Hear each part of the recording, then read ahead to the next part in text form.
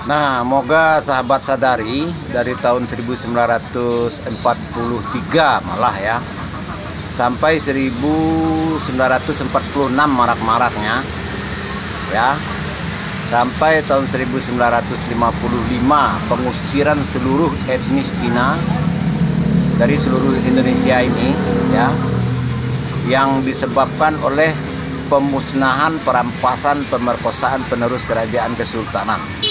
Buka lembaran sejarah di Google juga banyak ya. Jadi kalau bercerita untuk Sumatera Barat sehubungan komentar ini ya, Syekh Burhanuddin Ulakan itu ada unsur pencaplokan ya, yang diperbuat oleh dari zaman Lareh 1900-an, diperbuat oleh atas nama Dinas Kebudayaan dan macam-macam oknum, yang atas nama pinjam, yang atas mau melihat. Kalau di Kuntu itu ya, Ustadz Abdul Somad pun bilang abad 11 ya, itu Syekh Burhanuddin Ulakan menyebarkan ajaran, Syekh Burhanuddin di Kuntu menyebarkan ajaran agama Islam.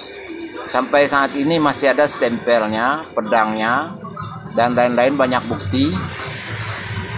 Nah, kalau di Sumatera Barat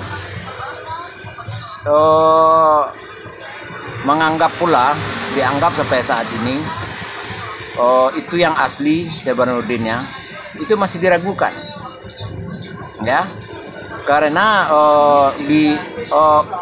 Ustadz Abdul Somad itu menyebutkan tahun hidupnya sama ya, tahun 1100, sementara lahirnya Syekh Burhanuddin Ulakan Tapakis itu ya, era hidupnya hidup 85 tahun, tahun 1110 Hijriah. Jadi di timeline namanya ya, tahun yang sama ada dua Syekh Burhanuddin.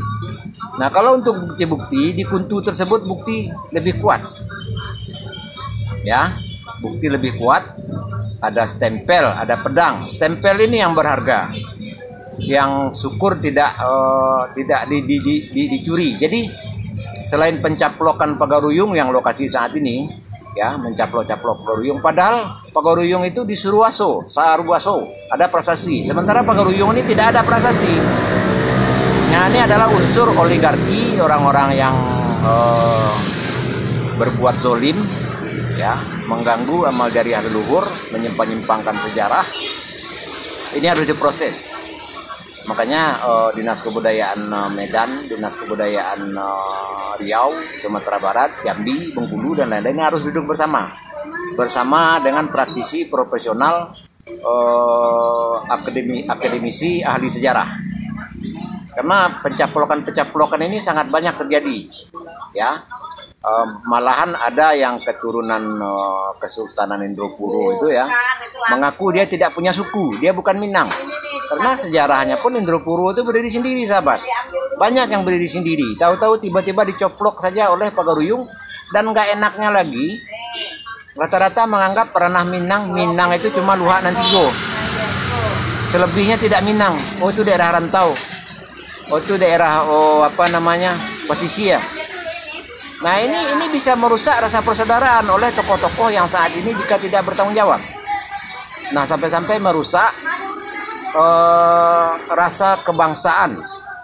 Bangsa itu, kalau bangsa Indonesia ini tidak ada, bangsa Indonesia ini campur. Kalau bangsa Melayu tidak bercampur. Jadi berbeda bangsa dengan negara berbeda. Bangsa Melayu ada di berbagai negara. Jadi negaranya banyak, kalau bangsa cuma satu. Jadi ini perlu bahasan lebih lanjut. Ya sahabat, free copy passer, silakan dimasuki VP sebelumnya, tinggalkan komentar. Nanti satu persatu saya balas pakai VP. Oke.